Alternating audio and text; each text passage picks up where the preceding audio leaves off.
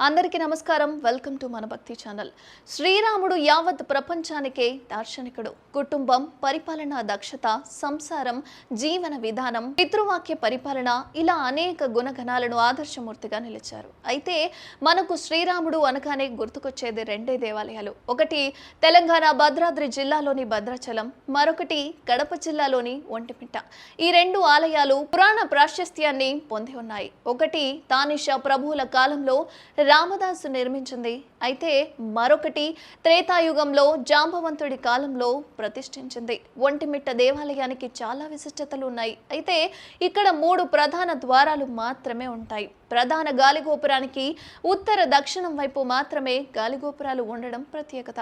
ఇవి కూడా ప్రధాన గోపురానికంటే చిన్నగా ఉంటాయి. ఈ రామాలయంలో నవమి రోజు కాకుండా పౌర్ణమి రోజున సీతాదేవి సమేత కోదండరామ స్వామికి కళ్యాణ మహోత్సవాన్ని నిర్వహిస్తారు. అదే కాకుండా పండు వెన్నెల్లో ఆరుబయట కళ్యాణాన్ని నిర్వహించడం అనాదిగా వస్తున్న సాంప్రదాయం.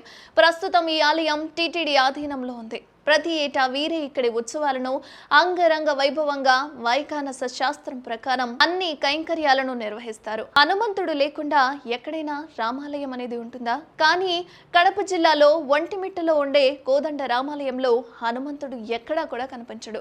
ప్రతిమలు చెక్కబడి ఉన్నాయి. కానీ అప్పుడు మృకండ మహర్షి, శృంగి మహర్షి రాముణ్ణి ప్రార్థించడంతో దుష్ట శిక్షణ కోసం ఆ స్వామి సీతా లక్ష్మణ సమేతుడై అంబుల పొది, పిడిబాకు, కోదండం పట్టుకొని ఈ ప్రాంతానికి వచ్చి యాగ రక్షణ చేశాడని పురాణం చెబుతోంది. ఈ విగ్రహాన్ని త్రేతాయుగంలో జాంబవంతుడు ప్రతిష్ఠించిందిగా చెబుతారు. అప్పుడు వనవాస సమయంలో శ్రీరాముడికి ఇంకా హనుమంతుడు పరిచయం ఏర్పడలేదని, దీని కారణంగానే ఇక్కడ ఆంజనేయుడి ప్రస్తావన అనేది లేదని అక్కడి పూజారులు చెబుతూ ఉంటారు.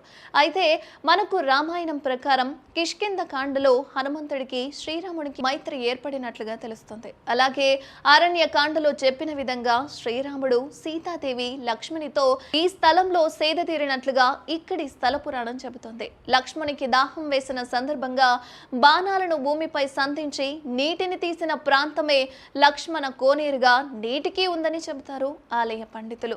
ఒంటుడు మిట్టుడు అనే 2 దొంగలు గ్రామంలో దొంగతనాలకు పాల్పడి ఈ కొండపై సేద తీరే సమయంలో ఆ శ్రీరాముడు వారికి స్వప్నంలో కనిపించినట్లు పురాణాలు చెబుతున్నాయి. ముఖ్యంగా ఈ ఆలయానికి ఆ పేరు రావడానికి కారణం ఒంటుడు మిట్టుడు అనే 2 దొంగలు. ఒంటుడు మిట్టుడు అనే 2 దొంగలు ఈ ఆలయాన్ని నిర్మించారట.